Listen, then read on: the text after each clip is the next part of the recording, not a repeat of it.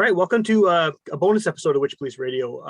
One of the things that I try to do on the show, obviously, for people who are regular listeners, is that the show focuses on music. It focuses on Winnipeg musicians and Winnipeg adjacent musicians. But a lot of people who are involved in the local music community are involved in a lot of other things, whether it's creative things, whether it's they have other lives on top of just playing music. So the two guests on this episode have been on the podcast before, talking specifically about what they do musically, but they're both also involved in something a little bigger than the local music scene. So I think just to sort of set up what we're talking about here, if the two of you want to introduce yourselves and maybe just give a bit of background about what this event is and why you're doing it. Sure. I mean, I'll introduce myself, and then Cam, maybe you can go and talk a bit about the event. So I'm Robert Crooks, and I'm a member of the Communist Party of Canada here in Winnipeg, the Penner Bethune Club in Winnipeg, and I am running in the federal election in the Winnipeg North riding. Okay.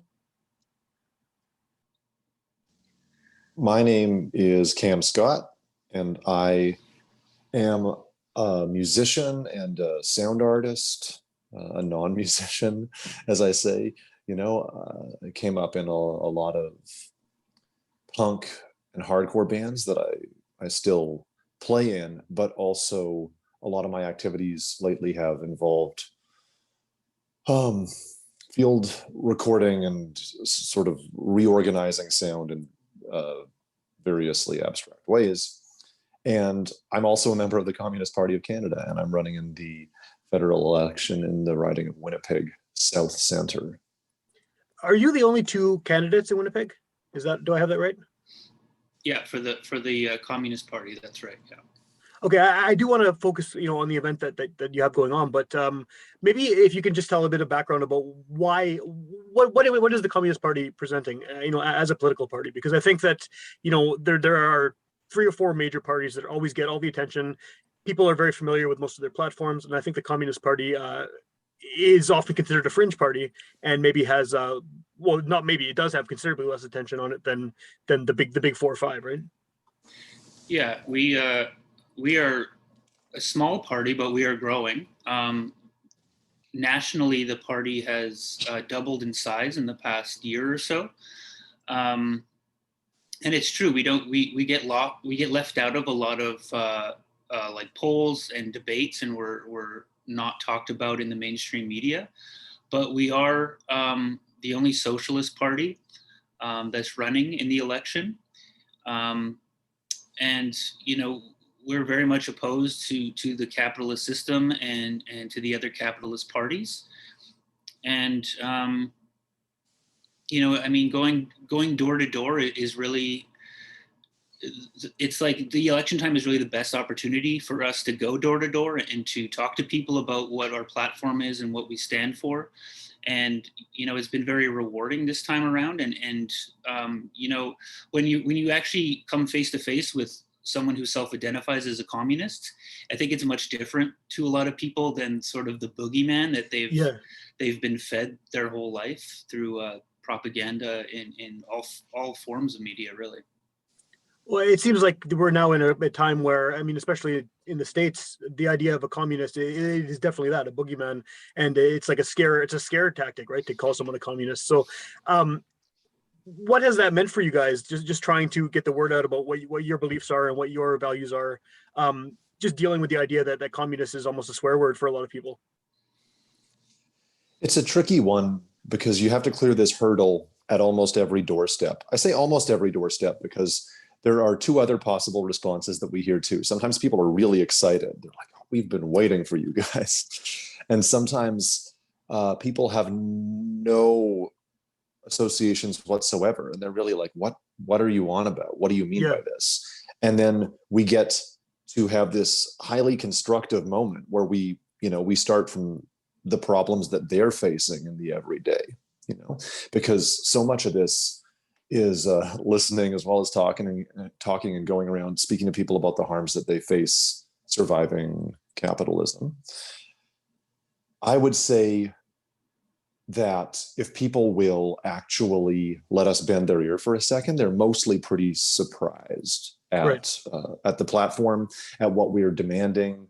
You know, the word communist has been propagandized against to this degree, where you show up and people think you're going to expropriate their mortgage and you're going to drive away their car. And it's really the only truly humane platform, I think, because we can name the system, capitalism, that connects all of these other problems. You know, when we talk about economic justice and environmental justice and decolonization and all kinds of different problems that people are concerned about at this moment, we have a pretty hard-nosed analysis of the system that unites all of these causes. And if people will talk to us, I think that they are normally impressed by that analysis and can locate themselves within it. I'm sure you've been asked this by pretty much everyone who has heard that you're running, but why do this? You know, you're not going to win. You're not going to be elected government. Obviously, you're two candidates in Manitoba. Historically, the Communist Party has not had, great vote numbers and everything like that. What's the it's a lot of work, right? Door knocking is a lot of work, campaigning, going through the whole process, and knowing from the outset that you're going to lose, and probably lose handily. What is the incentive, I guess, for you guys to keep doing this and to want to go and spend all this time and effort and money and everything else to get your views out? Well, I'll jump in here. I mean, just something you just tagged on to the end. We're not spending very much money at all. Right. But time, though. You're spending a lot of time. Yeah. Certainly time, and we're seeing the results of it, right? Like I touched on it before. It's the only kind of acceptable time where you can go door to door and talk to people about communism. Like we've set up on street corners and talk to people about it, and we get to kind of explain what communism or socialism is from someone who's actually a socialist. Okay. And that can be very powerful, because we've heard all of the criticisms, we've heard all of the kind of ideological, defense mechanisms, and we have answers to all of them. But at the same time, it's important to let people know that we're out here, that we're doing work beyond the election. Like our main focus as a party is not on the election. It's on doing work between the elections. Right. But we also need to grow the party. And during this election campaign, we've seen a steady increase since the beginning of people either asking to volunteer for the party, which would be their first interaction with the party, or they're even asking to join the party. Okay. So in that sense, it's been very successful for us. And we also just want to get out there and expose the contradictions of the capitalist system and the capitalist parties. Like, people know that these politicians and these capitalist parties are full of shit, right? But they don't always know that there's another option, that there are other ways to govern society that make a lot of sense and that work for millions and millions of people. What is, that makes sense to me. And honestly, when I heard you were running, I looked up the platform, and there's very little that I can argue with in there. I mean, the ideas are very strong.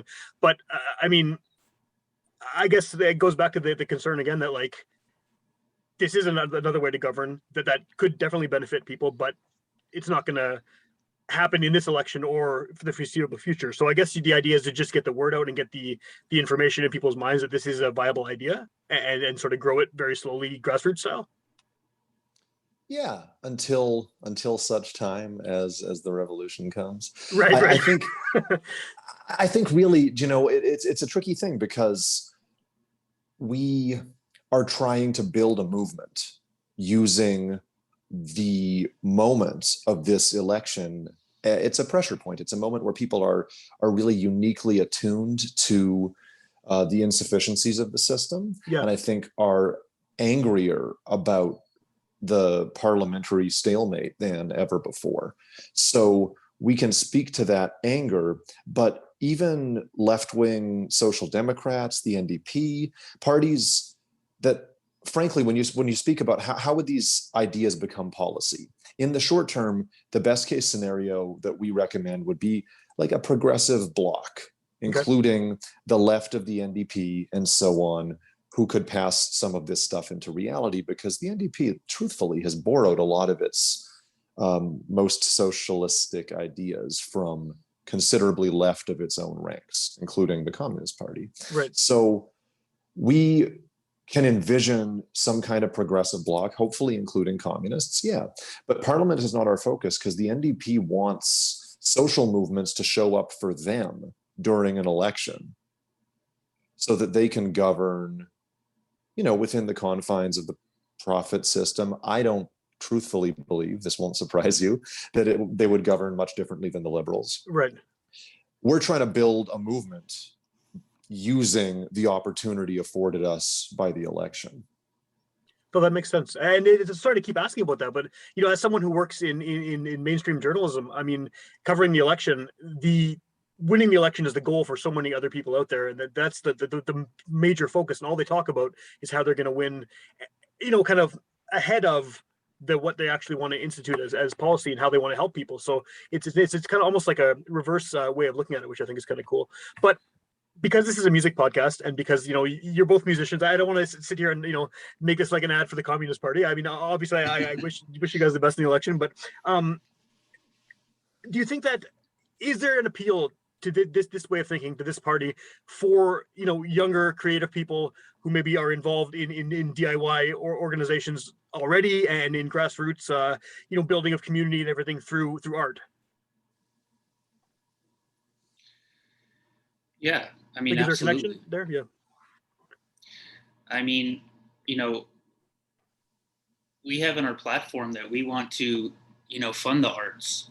That's a huge part of our platform. People who are involved in, cultural labor, you might call it, deserve a living wage, just like every other laborer. Right. But we also take a holistic view to it. So, I mean, in order to practice your art, you need to be able to afford your house. You need to be able to make a living wage. You need to be able to access healthcare.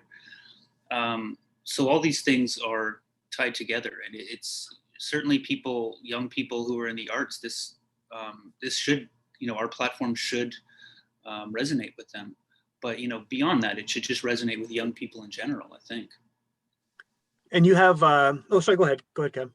Oh no, I absolutely agree. I was a book worker. I worked in the book industry and retail for a very long time, and my last experience of that, I suppose, the bookstore I worked at unionized, which was exhilarating to see.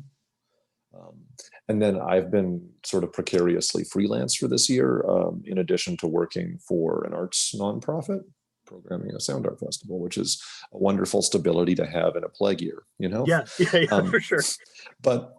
But everyone that I talk to in the arts community who is politicizing around social justice issues, on one hand, is simultaneously feeling the personal effects of this great precarity. It's a very precarious way to live. So I definitely second everything that Rob says. That I think that, because when we say working class, we don't mean there's an image that people have that the conservatives would try to, I think, double down on, of like the white male industrial worker, whatever. When we say working class, with a class analysis in mind, we mean everybody who has to sell their labor or something of themselves to survive. We mean everybody, unemployed, precariously employed. That's the working class too. So getting art workers to identify as such is really an important thing for us to do, I think. And that's a much larger group of people than I think, like you said, people would normally expect from that term. Absolutely. So you're going to be combining the two interests, I guess, of the music and sound art with the politics at an upcoming event. Is that right? Yeah. So I guess Monday is the election, and Sunday, I believe it's a law that you're not allowed to campaign on the day before an election. So Saturday is going to be our last day of campaigning, and we've had a lot of, it hasn't just been me and Cam out there knocking on doors. We've had a lot of people from the party also stuffing mailboxes with our leaflets, and also just talking to their friends. We've had a lot of volunteers from outside the party. So we kind of want to have like a final event that's sort of a little bit of a celebration of what we've been doing over the past few weeks. So we are planning to set up a film showing outdoors where we are going to show the film Three Songs About Lenin. Okay. By Vertov. It's an old Soviet silent film from 1934, I believe. And then our very own Cam Scott here, who's a sound artist and non-musician, is going to be doing the live soundtrack to it. And what can you tell me about the soundtrack then, Cam? Is it good? Is it something improvised, or is it something you've already sort of planned out? It's entirely improvised. I really admire the artistic output of that moment in Soviet history and artistic history. Yeah. But I haven't seen this film yet. So it's going to be improvised because that's how I work in several collaborations with other people. And I think that there's something interesting about that too, that there's going to be a certain amount of preparation. I'll bring some materials in anticipation of what might happen, and then there's going to be an element of response, immediacy, and so on. So there's a bit of a dialectic there that I think Lenin probably counseled in politics as well. Do you think that having a Soviet film is going to just kind of bring out all the people who have this boogeyman idea of what communists are? Just as soon as you said that, I'm like, oh man, so there's going to be someone complaining about these, evil communists doing whatever to you've heard the criticism, I'm sure. I think that you can see it. I hope I wear it well. I'm not necessarily one to eschew a bit of Soviet kitsch, but only insofar as it incarnates, an unfinished idea. Okay. I think that we're really interested in the kind of revolutionary experiment that was that time. We're not reducing it to the artistic field or the economic dimension, but this total vision of a non-capitalist society. So we'll take the criticisms as they appear, but we're doing it with a certain amount of intention. Right. Well, yeah, I assume it wasn't just a random choice. So where and when can people see this? How do they get involved and check us out? That's a great question. Seems like the main question I should have asked from the get-go, but yes, yeah. How do people check us out? Well, I wonder, maybe Cam and I should have talked about this before. Should we say what we were thinking, or should we just kind of tell people to follow our social media in case plans change? Here's the thing, truthfully, we're going to do this a little guerrilla style. Okay. I just planned and executed a bunch of really onerous outdoor concerts. This one, we're just going to show up and we're going to do it DIY. So we don't have a precise set of coordinates that I would feel comfortable saying at this moment, because we have to wing it a little on the day of. So yeah, follow Communist MB on Twitter and Instagram. Okay. And you will see the precise locations when we find it, but it's going to be in a lovely green space in Winnipeg South Center. Awesome. And then what are you, last question for you is, what are you doing for election night? Obviously the Communist Party is not going to have one of those big events like many of the other parties do, but are you going to be actively watching this unfold, or are you just sort of going to wait and see what happens by the time it's over? Yeah, I mean, I think we'll watch. I'm certainly curious. In the last election, some of the members of the party watched it someone's house with Okay. with the COVID, still threatening us. It's hard to say if it's going to be something we do in person or maybe something over Zoom, like virtually. Yeah. But yeah, I think I'll be watching just to see what happens. Cool.